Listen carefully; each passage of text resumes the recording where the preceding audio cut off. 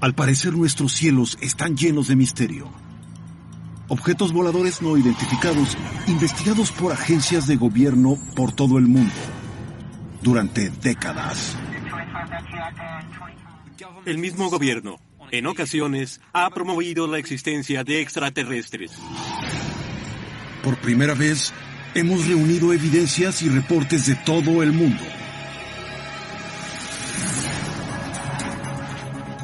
La gente, la sociedad, tiene el derecho de saber esta información. Expertos científicamente entrenados explican que cada evidencia tiene una explicación científica. Es muy fácil confundir lo que creemos que vemos con lo que realmente vimos. Pero hay quienes siguen desafiando a la realidad. Me encantaría saber qué fue, porque hasta el día de hoy no lo sé. ¿Alguien sabe qué son estos fenómenos? ¿Nuestros gobiernos saben más allá de lo que nos revelan? Las respuestas pueden estar en las historias de las invasiones al planeta Tierra. Alaska, 1986. Un avión de carga japonés tiene un encuentro aéreo con una serie de luces no identificadas. El incidente inicia una investigación federal e involucra a las agencias del FBI y de la CIA. 17 de noviembre de 1986. A 10.600 metros sobre el noreste de Alaska, el vuelo 1628 de aerolíneas japonesas viaja a cargo del piloto Kenyu Terauchi y el copiloto Takanori Tamefuji. Los hombres se aproximan al último tramo de una jornada que terminará aquí. A finales de los 80, el aeropuerto de Narita en Tokio es uno de los accesos de importación principales en Japón, con cientos de aviones de carga llegando cada semana para cubrir la creciente demanda del país por bienes de lujo. El vuelo 1628 es uno de estos, llevando un lote de costosos vinos franceses desde París. Para Terauchi, un piloto veterano de casi 30 años, es un viaje rutinario. Así que los hombres se relajan camino a Anchorage, donde cargarán combustible. Luego, pasadas las 5 p.m., los pilotos observan dos luces en la oscuridad.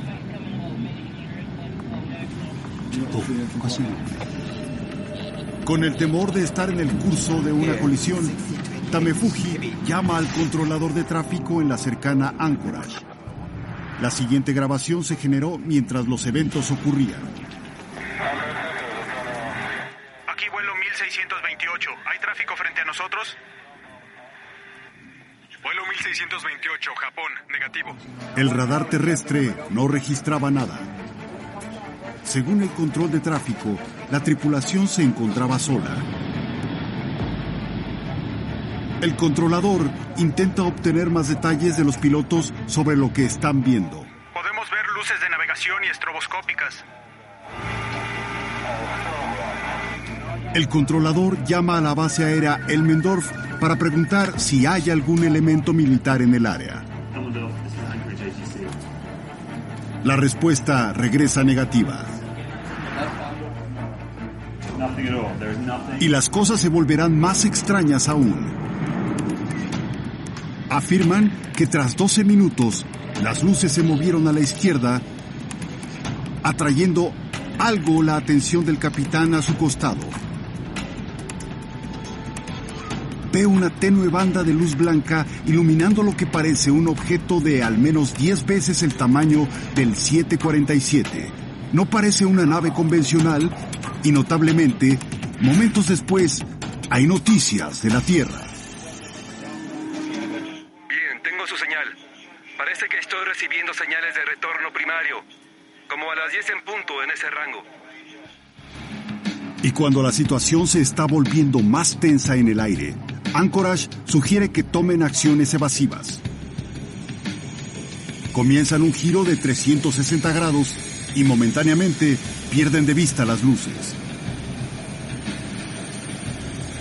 Pero luego, a mitad de la maniobra, el capitán se sorprende por lo que ve. En sus palabras, grabadas en una entrevista inmediatamente posterior al evento, dice: "Ahí estaba como si me esperara". Aún perseguidos y con poco combustible, el capitán Terauchi solicitó una trayectoria directa a Anchorage para aterrizar. Un jet de pasajeros fue redireccionado por el controlador para ver si podía confirmar el avistamiento del vuelo, pero no observaron nada a su alrededor. 25 minutos más tarde, el avión descendió, terminando con la experiencia de la tripulación. Según los operadores del radar, lo que estuvo arriba en el vuelo japonés esa noche incursionó ilícitamente el espacio aéreo y rompió las reglas de aviación internacionales. Y como el objeto permaneció sin identificar, los pilotos son llevados a testificar en una entrevista por la Administración Federal de Aviación. El capitán dibuja una visión de lo que dice haber visto. Una nave con forma de nuez gigante que rebasa en tamaño al Boeing 747. A pesar del testimonio de los pilotos y la lectura del radar, que parecían mostrar otro objeto en el aire, el caso se cerró. La AFA no se involucró más en el asunto. Pero en el país de los pilotos se vivió otra historia. Relatos de encuentros con naves no identificadas datan de cientos de años en Japón. Este dibujo ilustra un cuento popular del año 1803 en que una misteriosa nave parece haberse visto en la región este de Japón. Dentro de la nave había extraños símbolos y una mujer que no podía comunicarse con la gente. Desde entonces, muchos avistamientos se han registrado en Japón. Cuando los periodistas japoneses se enteraron del caso, corrieron en busca de la historia. Pronto, los diarios norteamericanos también publicaron la noticia. De pronto, la rama de la AFA se vio inundada con preguntas sobre el avistamiento ovni. En las oficinas del FBI de Washington, John Callahan trabajaba con la División de Control de Tráfico Aéreo. En enero de 1987 recibió una llamada urgente de Anchorage. Dijeron tener un problema que no sabían cómo resolver, que los medios estaban invadiendo los pasillos y querían que les dijera qué hacer para resolverlo. Callahan solicitó que enviaran la evidencia de inmediato. Cuando vio las cintas, pudo ver y oír exactamente lo que ocurrió esa noche en el Centro de Control de Tráfico Aéreo de Anchorage. Las cintas oficiales ya no existen, pero este video que Callahan grabó de su reproducción sí.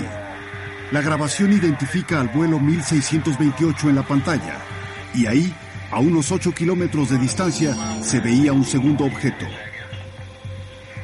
Convencido de que la evidencia mostraba un objeto próximo al avión japonés, Callahan avisó a su jefe.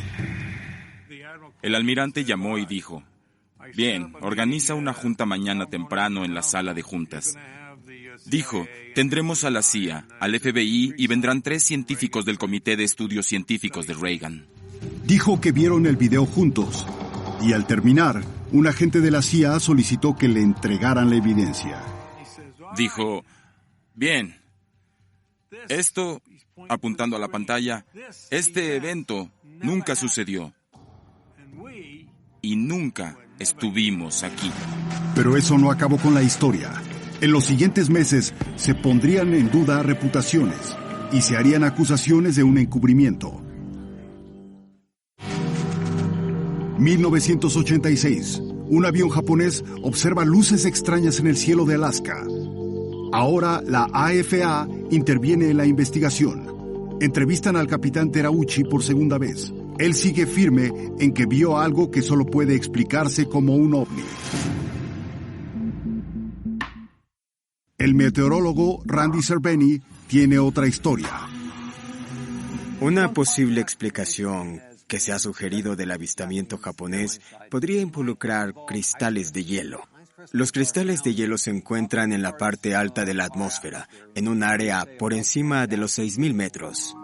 A esta altura, hace demasiado frío para que el agua exista en forma líquida, así que se forman nubes de cristales de hielo. Estas nubes producen efectos ópticos inusuales. Dependiendo de la orientación de estos miles de millones de cristales de hielo, al pasar la luz, pueden crear imágenes extrañas que podrían confundirse con algo más. Y en esa noche, en los cielos de Alaska, las condiciones son perfectas para la formación de cristales de hielo. En noviembre, se tendrían temperaturas suficientemente frías para que en la atmósfera se generaran cristales de hielo. Leslie Kean es una reportera que ha escrito mucho sobre avistamientos ovni. Ella cuestiona que lo que vieron los pilotos se haya confundido con un fenómeno natural. Los pilotos pueden distinguir cualquier cosa que se pudiera confundir con un ovni, como un globo, un dirigible, alguna luz o un fenómeno natural. Y cuando ven algo muy inusual, se puede confiar en lo que dicen. Pero para el experto en aviación David Higgins, el sentido de percepción de un piloto es tan imperfecto como el de cualquiera. Los pilotos también somos humanos. Interpretamos el mundo que nos rodea. Pero si somos subjetivos, podemos crear un modelo mental falso. Una ilusión óptica pudo influir en lo que los pilotos creen haber visto. Pero eso no resuelve el misterio del segundo objeto detectado por el radar de base. Tras el involucramiento de la CIA, la AFA da a conocer los resultados de su investigación. El reporte concluyó que fue causado por una falla técnica generada de los dos sistemas operativos usados por los controladores de tráfico aéreo. El primero, el radar primario, trabaja emitiendo impulsos de radio que se reflejan en los objetos y crean un eco. El radar secundario depende del uso de un aparato llamado transpondedor, que, acondicionado por una señal de radar, envía información a tierra sobre la identidad y ubicación de un avión. La noche en cuestión, los controladores usaban ambos tipos de radar. El vuelo 1628 se identificó de los datos enviados por su transpondedor. El segundo objeto sin información sugeriría que era una nave sin transpondedor. Y junto con lo que vieron los pilotos, fue lo que los controladores supusieron que era. Pero un reporte de la AFA basado en una investigación de radar concluyó que de hecho se trataba de una imagen dividida de radar. Esto pudo ocurrir si un transpondedor deficiente regresó un eco retrasado que se confundió con un segundo avión. A pesar de la evidencia de que las conclusiones de la AFA eran sólidas, algunas personas siguen creyendo que algo más sucedió esa noche. El ex colaborador de la AFA, John Callahan, y la periodista Leslie Kean están entre ellas. Pero fue decepcionante. Prácticamente ignoraron al radar diciendo que estaba defectuoso. Bueno, no fue un objetivo fantasma porque sencillamente el piloto no podría verlo. Y cuando miró por la ventana, les dijo que veía una pelota gigante con luces alrededor y que era el doble o triple de grande que un portaaviones. De hecho, un piloto puede ver fantasmas si cree en ellos. Y parece que el capitán Terauchi podría ser ese tipo de persona. En otras 3 ocasiones reportó haber visto un ovni al volar. En ningún caso, esta información fue verificada. La AFA nunca reabrió el caso. Y en cuanto a la CIA, la única evidencia de su participación provino del mismo John Callahan. Ya fuese por error del piloto, irregularidades técnicas o algo diferente, la historia del vuelo japonés 1628 sigue intrigando a algunos hasta hoy.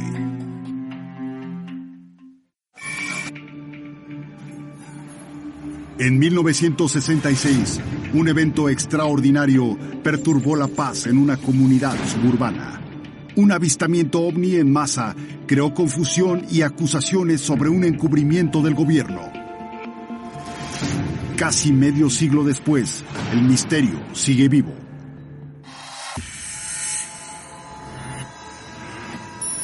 Melbourne, Australia, 1966. El 6 de abril amanece iluminado en la ciudad suburbana sureña de West Hull.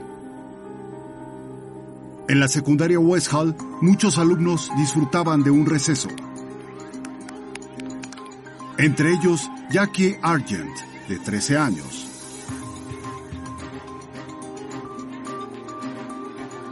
De pronto, el juego se interrumpió cuando un extraño objeto emergió sobre la escuela.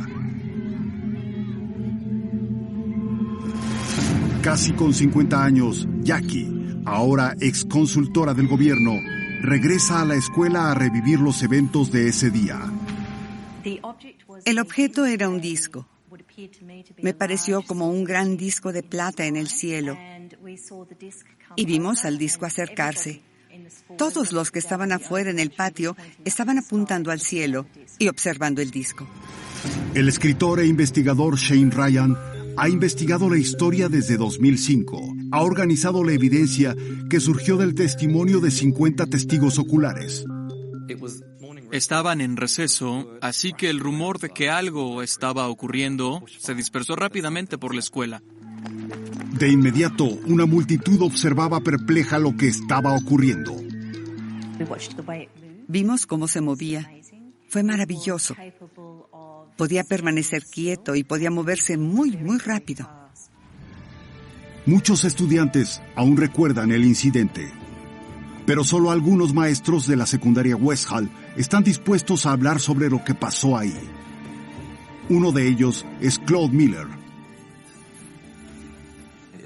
Era el receso. Yo debía hacer guardia y cuando salí... ¡bingo! Su colega, el profesor Andrew Greenwood, se acercó corriendo por el pasillo. Me encontré con Andrew y me dijo literalmente, ¿lo viste? ¿De qué hablas?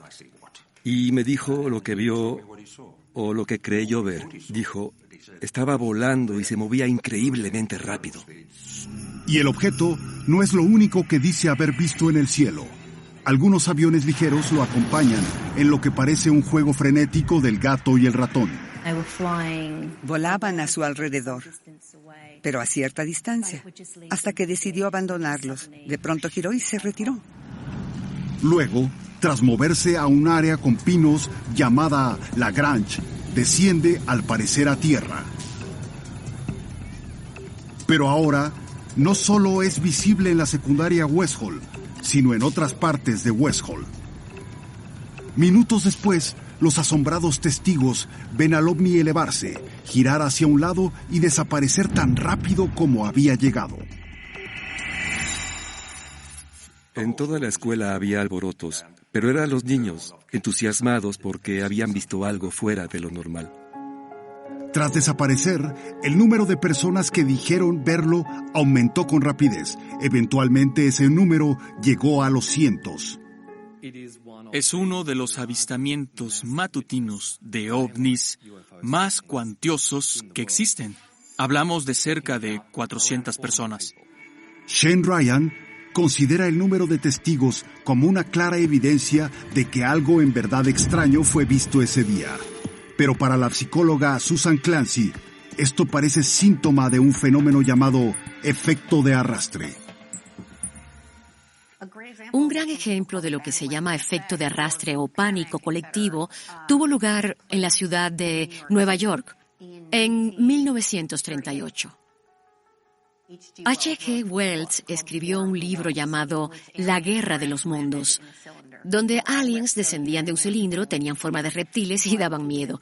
Pero fue adaptado para radio en 1938 y se emitió en el área de la ciudad, causando un pánico enorme en toda el área. Puedo ver su cuerpo.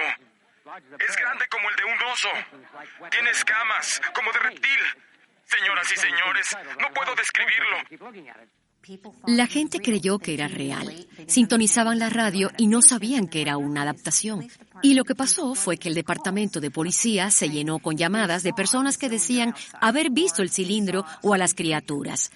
La gente cree que es real y comienza a ver lo que desean ver. En West Hall, la noticia del avistamiento corre por todo el pueblo y algunos habitantes curiosos se acercan al sitio para ver. Uno de los primeros en la escena es el estudiante de ingeniería Kevin Horley. Mi tío me llamó en la tarde para decirme, ¿qué crees? Los niños vieron un ovni en la escuela. Yo dije, ¿en serio? Y luego me dijo que había aterrizado. Así que me dije, tengo que ir a verlo con mis propios ojos. Tras oír la noticia, se dirige hacia la Grange para ver el lugar. Casi 50 años después, regresa al sitio que tuvo un profundo efecto en su juventud. El área en que estamos tenía pastos altos. No estaba tan baja como ahora y estaba muy densa. El pasto quedó aplastado así, de manera circular, como si algo lo hubiese prensado y hubiese girado por encima. Giró y lo prensó en círculos. Y mientras corría la noticia por todo West Hall, algo inesperado surgió, añadiendo otra capa de intriga a la historia. El 12 de abril, un diario publicó una imagen tomada en otro suburbio de Melbourne 4 días antes del avistamiento de West Hall. La imagen muestra un extraño objeto volando bajo en el cielo. Tal como la descripción del ovni de West Hall, tiene forma de disco hecho de algún material metálico color plata. ¿Habrá alguna relación entre los avistamientos?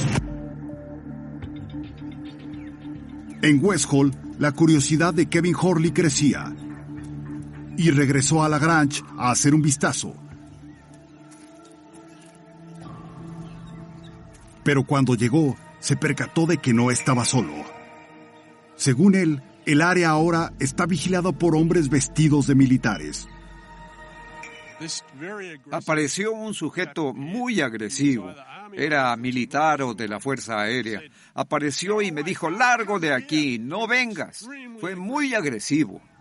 Antes de irse, Kevin Horley dice haber alcanzado a ver algo de lo que pasaba detrás de los guardias. Había varios hombres también con uniformes de militares caminando alrededor del campo, analizando el suelo con lo que parecían contadores Geiger. Desde el avistamiento ovni, West Hall dejó de ser el suburbio tranquilo que era. Y la cadena de eventos que se siguió perturbó totalmente a sus residentes. En 2001, una serie de avistamientos inusuales en un poblado lejano del Perú fueron captados en cámara. La evidencia en video muestra unas luces misteriosas que hipnotizan a los pobladores. Pobladores de Chulucanas mirando hacia donde está el ovni. Y detonan una investigación gubernamental. Chulucanas, Perú, 2001.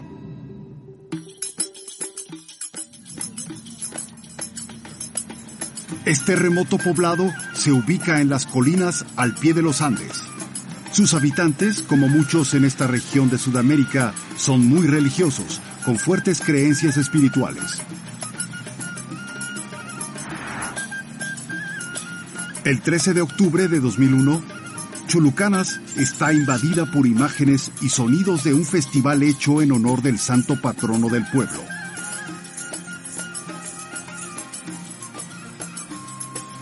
Cerca de las 9 p.m., la procesión atravesaba las calles del poblado. Entre los testigos estaba el fotógrafo local Iván Isa.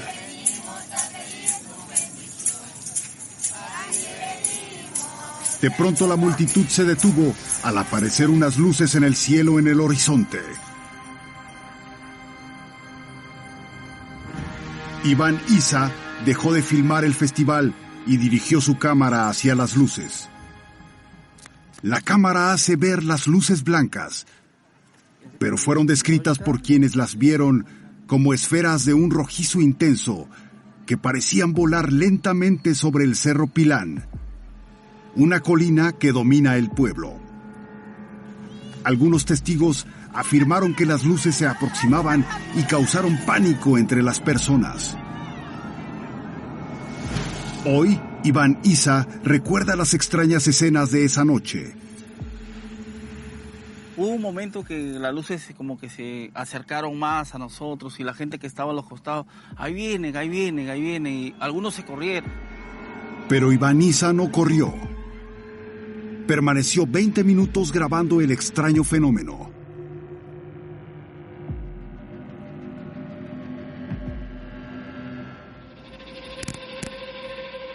Doce días después, Iván Isa escuchó reportes de luces extrañas en Chulucanas. Desde la cima de otra colina cercana, grabó una especie de luz ovalada sobrevolando el pueblo. Es la nave grande. Lo acompañó un amigo que también vio la luz. Increíble realmente, ¿no? Difícil de creerlo. Estas imágenes que se presentan en Chulucanas, en el cielo. Durante 20 minutos grabaron la luz que les recordaba la que habían visto en Chulucanas. Estamos observando más cerca. Iván Isa estaba seguro de haber captado algo excepcional en video, pero no pudo explicar lo que fue. En su intento, recurre a una oficina de gobierno nueva llamada Oficina de Investigación de Fenómenos Aéreos Anómalos. La estableció la Fuerza Aérea en 2001 para examinar los reportes de ovnis invadiendo el espacio aéreo del país. La llamada de Iván Isa fue tomada por el comandante Julio Chamorro. Estaba por salir de la oficina y la llamada llegó.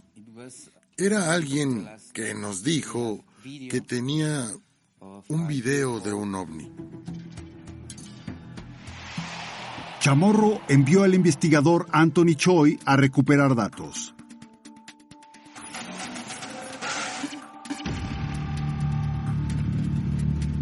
Cuando Choi llegó a Chulucanas, su prioridad fue revisar la evidencia.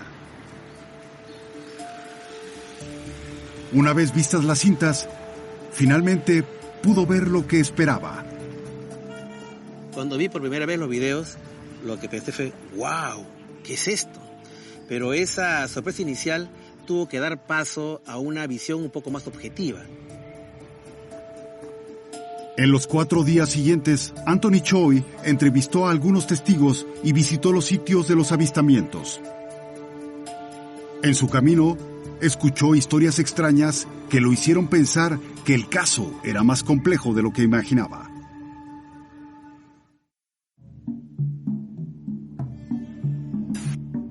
El doctor Anthony Choi está en Chulucanas, Perú. Su investigación sobre unas luces en el cielo descubre una historia de incidentes sin precedente. Llegando a Chulucanas y empezando la investigación, me di con una caja de sorpresas.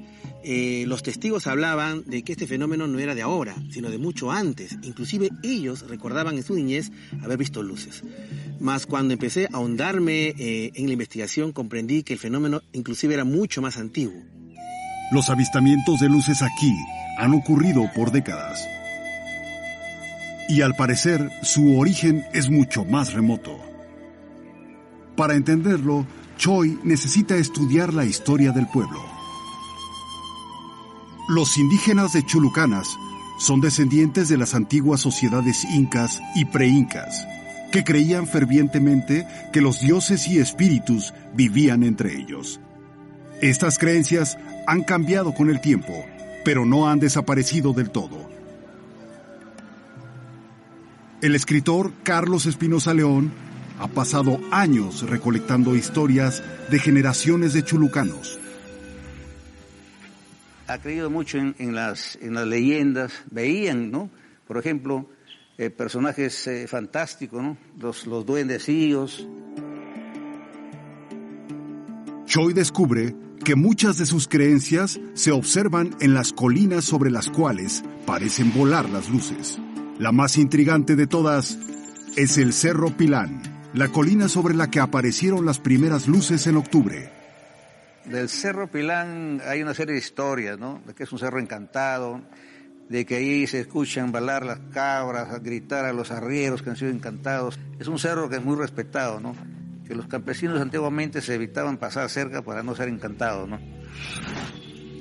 El respeto hacia el Cerro Pilán va más allá de un temor por lo que oculta.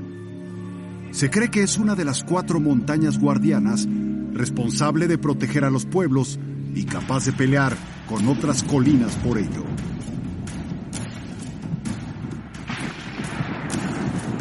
De unos campesinos dicen que esta guerra es como los rayos, ¿no? Como se lanzan rayos, ¿no? Los cerros, ¿no? Procurando, ¿no? Más bien ellos captar, ¿no? Esa lluvia para su lugar, para su gente, ¿no? Para su zona, ¿no? Uno de los aspectos más asombrosos de la historia de Chulucanas son los reportes de luces aproximándose a los pobladores. La psicóloga Susan Clancy cree que la creencia de que las colinas tienen vida propia pudo haber influido en el avistamiento. En un país tan religioso, con tanto deseo de experimentar lo espiritual, hacen lo posible por ver estos fenómenos. Todos los días al despertar piensan, Dios mío, quiero que esto sea verdad. Así que es como una película en la que esperan que algo suceda. Y sucede. Pero aun cuando el fervor religioso puede explicar lo que la gente de Chulucanas cree haber visto, no explica lo que Iván Isa grabó una noche. Una teoría es que las luces fueron producidas por una aeronave. Tras analizar los videos, el experto en aeronáutica David Higgins cree que los responsables pudieron haber sido helicópteros de rescate. He visto los videos de ese avistamiento y de hecho se ven las luces en el cielo. Dependiendo del helicóptero, pudieron haber sido luces de búsqueda brillantes. Eso se utiliza en operaciones de búsqueda y rescate por la policía o los militares. Y esas luces eran en extremo brillantes. Para quienes nunca las han visto, sería impactante verlas aparecer de repente. Con poca evidencia, además de los videos, la mejor forma de probar esta historia es analizar los videos mismos. El experto en imagen forense Michael Hartshorn ha realizado pruebas en búsqueda de respuestas. Estos videos muestran grupos de luces aparentemente en el cielo. Lo primero que quise hacer fue incrementar el contraste posible. Cuando lo hice, comencé a ver una sombra oscura que parece ser un grupo de montañas. Y aunque no es seguro, me dio la impresión de que las luces estaban en la cima de una cordillera. Si Michael está en lo correcto, las luces no estaban volando en el aire. Son provocadas por algo en la montaña. Realizó la misma prueba de contraste en el segundo video y obtuvo los mismos resultados. El acercamiento permite ver con claridad que la montaña tiene otra más grande detrás y otra incluso más grande detrás de la segunda, y que son parte de una cordillera enorme, y que la luz que aparentemente flotaba encima de la primera montaña probablemente está en la cuarta montaña. Con dudas en los avistamientos, parecía que el ovni de Chulucanas era un simple caso de identidad errónea. Pero el misterio no terminó ahí. El 15 de noviembre de 2001, 21 días después del segundo incidente, piden a Iván Isa que vaya al centro del pueblo. Ahí, una multitud está perpleja ante un objeto luminoso en el cielo. Vemos a pobladores de Chulucanas mirando hacia donde está el ovni. Va bajando, ¿no?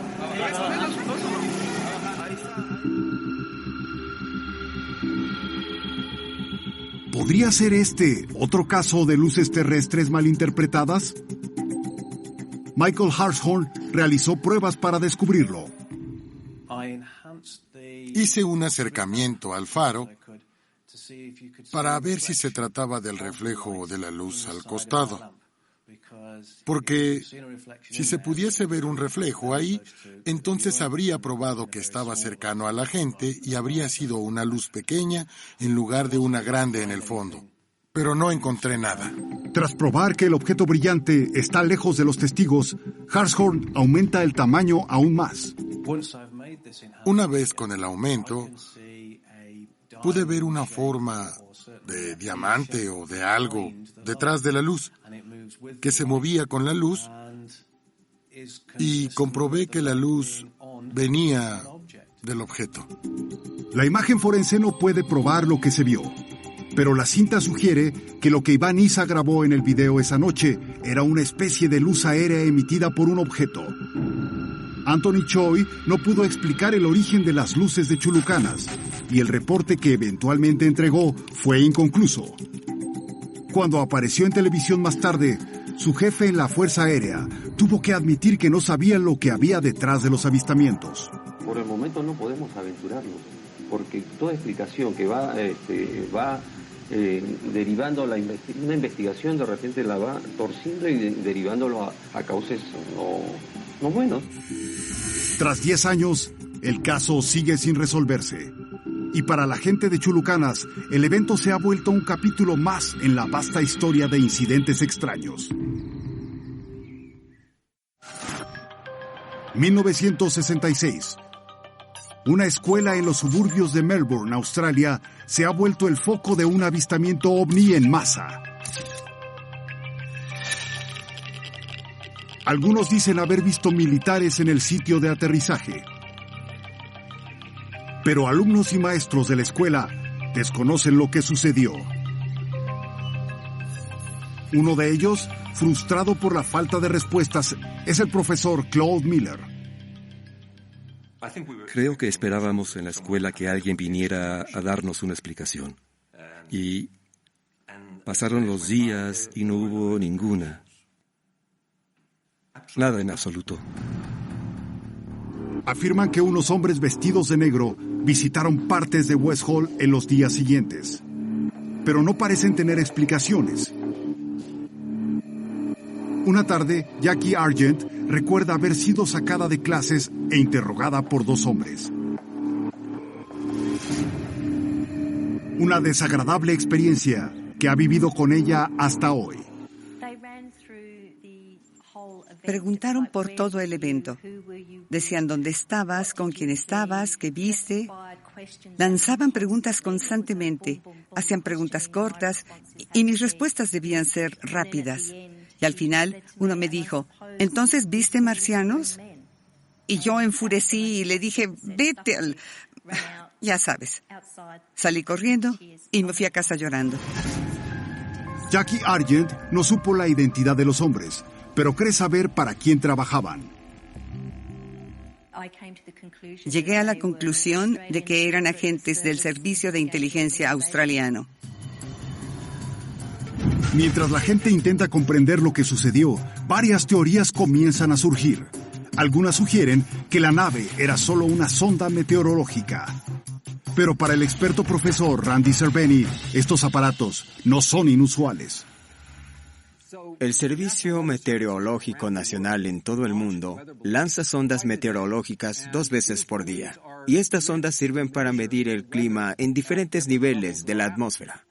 Pero para la mayoría de las personas, la forma inusual de estos globos de helio puede ser extraña, y se han convertido en la causa más común de identificación falsa de ovnis. En abril de 1966, el Instituto de Meteorología publicó que una sonda meteorológica fue de hecho lanzada de la base aérea Laverton a las 8:30 de la mañana del avistamiento. Pero para la meteoróloga Karen Kosiva, quien ha visto varios lanzamientos de sondas meteorológicas, la teoría no es consistente.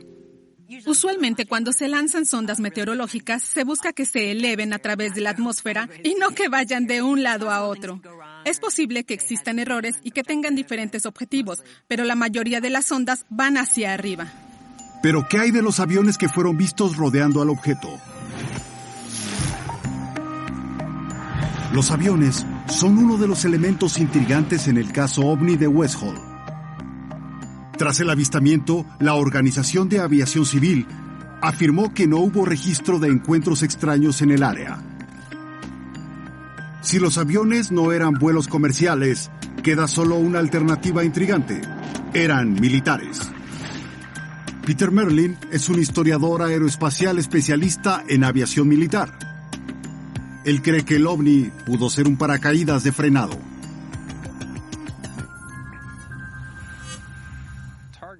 Un paracaídas de frenado es un instrumento aéreo ligero que va en la parte trasera del avión. Este instrumento se arrastra a una distancia segura del avión con un cable y se usa como señuelo de práctica en la persecución aérea. Tal vez había una operación de entrenamiento y por eso había varios aviones volando cerca del objeto, haciendo parecer que lo estaban persiguiendo. Eso resultaría extraño a los ojos del espectador. Mientras tanto, la gente de West Hall no entendía lo que había visto. Luego, una semana después, Andrew Greenwood, el único maestro de la escuela que reportó haber visto el ovni, afirma que recibió la visita de 2 hombres. Creyó que venían a preguntarle más detalles sobre lo que había visto. Y en lugar de eso le dijeron, Andrew, no queremos que hables más sobre esto. No existen los platillos voladores y no puedes seguir diciendo que viste uno de ellos. Los registros no muestran evidencia alguna de la participación del gobierno en el caso, pero los rumores son fuertes. Otro incidente involucró al estudiante Kevin Horley. Tras unos días de haber dicho que le negaron entrar al sitio de aterrizaje, regresó a la Grange a ver qué había. Cuando llegó al sitio, estaba totalmente alterado. Caminé por donde estaban los círculos y toda el área había sido quemada. Cualquier evidencia de lo que ahí hubo o lo que sucedió había sido claramente destruida. Algunos dudan de la versión de Kevin Horley. El ejército australiano niega categóricamente haber enviado personal al área después del reporte del avistamiento. Pero eso no detiene los rumores, uno de los cuales sugiere que lo que se vio en West Hall era una aeronave experimental. Desde los primeros aviones de la Primera Guerra Mundial, las organizaciones militares del mundo han experimentado con diseños revolucionarios. Estas naves futurísticas no lucen como los aviones convencionales y no serían reconocidos por los observadores comunes. Yo mismo he observado varios tipos de aeronaves experimentales y militares. Incluso a mí me ha sido difícil reconocerlas en el aire. Esta es una teoría que la testigo Jackie Argent alguna vez aceptó. Si hace 25 años me hubiesen preguntado, habría dicho que era un avión experimental. Pero con el tiempo su opinión ha cambiado. Si me preguntan hoy lo que vi hace tantos años, diría que era una nave extraterrestre. Aún no se ha hecho nada que se mueva como eso lo hizo. A pesar de la seguridad de algunos que lo presenciaron, la doctora Susan Clancy no está convencida. Contamos con mucho bagaje cultural al respecto. Hemos leído sobre eso, lo vemos en los diarios, incluso los niños saben cómo supuestamente lucen los ovnis y los alienígenas. No todos lo creemos, pero creemos que es posible y entonces vemos algo en el cielo, un ovni, y buscamos explicaciones de ello y por lo general las extraemos de ese bagaje cultural. Quizá nunca se sepa lo que ocurrió ese día. Los documentos de ovnis del gobierno australiano no mencionan el incidente. En cuanto a documentos oficiales se refiere sobre este incidente, aún después de todos estos años, seguimos sin obtener nada. Y a menos que nueva información salga a la luz, el misterio de West Hall seguirá siendo solo eso.